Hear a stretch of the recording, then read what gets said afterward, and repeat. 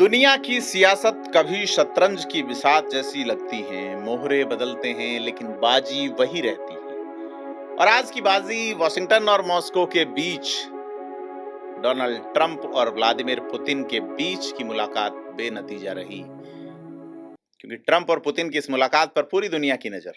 लेकिन भारत और पाकिस्तान के लिए मुलाकात सिर्फ कूटनीति नहीं, बल्कि एक नए समीकरण का संकेत थी। क्या संकेतों पर बर्फ गिरी या और आंच लगी?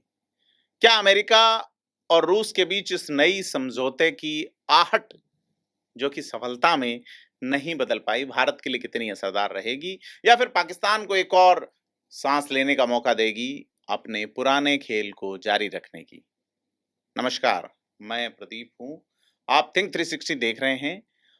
ट्रंप और पुतिन की मीटिंग इंडिया और पाकिस्तान के नजरिए से कैसी, इसी पे आज बात करेंगे। क्योंकि अलास्का में जो अहम बैठक हुई है, उसमें अमेरिका और रूस के बीच लगभग 3 घंटे बात चली और इसने पूरी दुनिया का ध्यान खींचा। अलास्का का एंकरेज शहर, जहां अमेरिकी राष्ट्रपति डोनाल्ड ट्रंप और रूसी राष्ट्रपति व्लादिमीर पुतिन आमने सामने बैठे। 3 घंटे लंबी मुलाकात, उसके बाद भी कोई ठोस समझौता और युद्ध विराम जैसी चीजें सामने नहीं आई। इस बैठक का मुख्य मुद्दा था यूक्रेन युद्ध। लेकिन गौर करने वाली बात यह रही कि यूक्रेन के राष्ट्रपति व्लादिमीर जेलेंस्की या उनका कोई प्रतिनिधि इस वार्ता में मौजूद नहीं था। मतलब यूक्रेन पे जो तय करेंगे, अमेरिका मॉस्को मिलकर तय कर लेंगे। यूक्रेन एक टूल है अमेरिका का, सीधे तौर पे आज साबित हुआ। तो इन दोनों नेताओं की मुलाकात बेनतीजा रही, लेकिन मुलाकात के बाद एक संयुक्त बयान जरूर जारी हुआ। पत्रकारों के सवाल लेने से नेता बचे। रूस के राष्ट्रपति के जो प्रेस सचिव है दिमित्री पेस्कोव, उन्होंने कहा कि पहले से व्यापक बयान दिया जा चुका है, इसलिए सवाल नहीं लिए गए।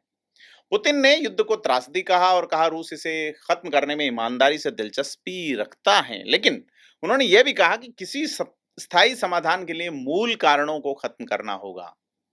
पुतिन ने यह भी इशारा दिया कि अगली मुलाकात मॉस्को में हो सकती है, यानी कि पुतिन पर मोदी जितना दबाव ट्रंप नहीं डाल पाए कि वो एक ट्वीट करते हैं और यहाँ चीजें रुक जाती हैं। हालांकि नरेंद्र मोदी एक दिन पहले 15 अगस्त को लाल किले की प्राचीर से कहते हैं, जो भी कहते हैं सीधे तौर पे एक बड़ा और प्रभावशाली मैसेज देते हैं कि भारत अब तीसरी शक्ति को बर्दाश्त नहीं करेगा। खैर, मामले पे लौटते हैं। पुतिन ने यह कहा कि अगली मुलाकात मॉस्को में होगी, मूल कारण खत्म करने जरूरी है। ट्रंप ये कहते हैं कोई समझौता तब तक नहीं होता जब तक वह असल में समझौता ना हो, और हम अभी वहां तक नहीं पहुंचे।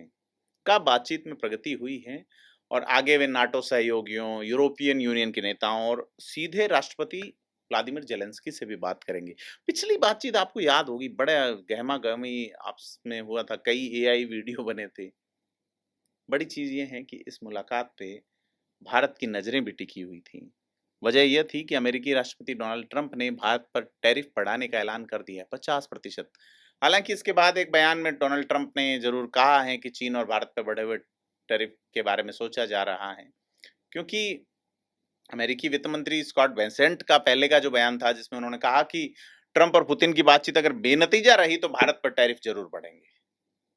ट्रंप का ये तर्क है कि भारत जितना ज्यादा रूस से तेल खरीदेगा, उतना ही पुतिन को ताकत मिलेगी और वे यूक्रेन के खिलाफ लड़ाई जारी रखेंगे। इसलिए भारत पर ज्यादा टैरिफ लगाकर रूस पर अप्रत्यक्ष रूप से दबाव डाला जा रहा है। 7 अगस्त को 25% टैरिफ बढ़ाया गया था, अब 10 दिन बचे हैं लागू होने में, यानी 27 अगस्त से लागू हो जाएगा। तो भारत उन देशों में शामिल हो जाएगा जिन पर अमेरिकी टैरिफ का बड़ा बोझ है। अमेरिका की पाकिस्तान से गलबैयां।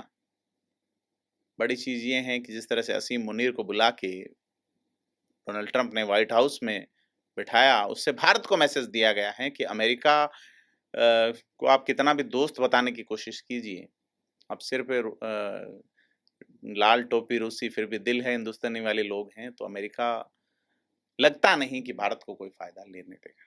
खैर, भारत के निर्यातक एक्सपोर्टर ये कहते हैं 10-15% से ज्यादा टैरिफ, यानी 50% टैरिफ तो आउट ऑफ कंट्रोल है। और सीधे तौर पे ये एक बड़ी फर्म ये कह रही है कि व्यापारिक प्रतिबंध है एक तरह से, और प्रभावित उत्पादों का एक्सपोर्ट पूरी तरह से रुक जाएगा। तो सीधी चीज पे देखा जाए तो भारत का सबसे बड़ा एक्सपोर्ट मार्केट अमेरिका है, और अगर ये टैरिफ लागू हो गए तो भारत की जीडीपी में 0.5% तक की गिरावट आ सकती है। और जो आर्थिक विकास है 6% से नीचे जा सकता है। तो चौथी सबसे बड़ी इकोनॉमी इस चूँकि भारत के जो एक्सपोर्ट बेस्ड सेक्टर हैं जैसे लेदर हैं, टेक्सटाइल, जेम्स एंड ज्वेलरी, उसके ऑर्डर अमेरिकी ऑर्डर पहले से ही रद्द होने लगे हैं। तो कुल मिला के भारत ने बीते 3 दशकों में अमेरिका से रिश्ते मजबूत करने में बहुत इन्वेस्ट किया है और एशिया पैसिफिक जो एरिया है उसमें चीन की बढ़ती ताकत को रोकने के लिए अमेरिका को भी इंडिया की जरूरत है। लेकिन चीजें वहां पहुंच नहीं मार रही क्योंकि रूस से तेल खरीदने पर अमेरिका को भारत को अलग-थलग करना दोनों देशों की रणनीतिक साझेदारी को कमजोर कर रहा है। तो सीधे तौर पे लगता है कि ट्रंप का जो रवैया है बहुत ज्यादा व्यक्तिगत है और ऐसा लगता है कि वह भारत को अपमानित करना चाहता है। क्योंकि चीन जो है वो रूस से भारत की तुलना में कहीं ज्यादा तेल खरीदता है, लेकिन उसके खिलाफ कोई अतिरिक्त टैरिफ नहीं लगाए जा रहे हैं। और सीधे तौर पे कई विश्लेषक ये भी कहते हैं कि टैरिफ एक बहाना है, अमेरिका भारत पर दबाव डालने के लिए पाकिस्तान का समर्थन कर रहा है। और निश्चित तौर पे भारत रूस से सबसे बड़ा हथियार खरीदार रहा है। 60 से 70% सैन्य उपकरण और टेक्नोलॉजी रूस या सोवियत संघ से आए हैं। और इन हथियारों की सर्विसिंग, मेंटेनेंस और स्पेस पार्ट्स और टेक्नोलॉजी के लिए भारत पूरी तरह रूस पे निर्भर है। अब अमेरिका ने रूस से हथियार खरीदने को लेकर भारत को दंडित किया, तो भारत और अमेरिका के रिश्ते और बिगड़ेंगे। यही कारण है कि भारत चाहेगा और भारत चाह रहा है कि ये जो भी बातचीतें चल रही है सफल हो जाए। तो सीधे तौर पे ट्रंप और पुतिन की वार्ता जो असफल रही, वो भारत की भू राजनीतिक यानी जियोपॉलिटिकल जरूरतों के लिए बड़ी अहम, क्योंकि भारत को सिर्फ अमेरिका नहीं बल्कि दूसरी बड़ी ताकतों से भी अच्छे संबंध बनाए रखना जरूरी है। और एक ट्रेड डील से टैरिफ की तलखी अगर सुधर जाए तो भारत की आर्थिक मजबूती और उसकी जियोपॉलिटिकल कंडीशन दोनों के लिए बेहद जरूरी ये रहेगा। और अब अगर बात करें हमारे प्रिय पड़ोसी पाकिस्तान की, तो वो एक ऐसा फैक्टर है जिसका इस्तेमाल अमेरिका हमेशा से भारत और चीन दोनों को घेरने के लिए करता रहा है।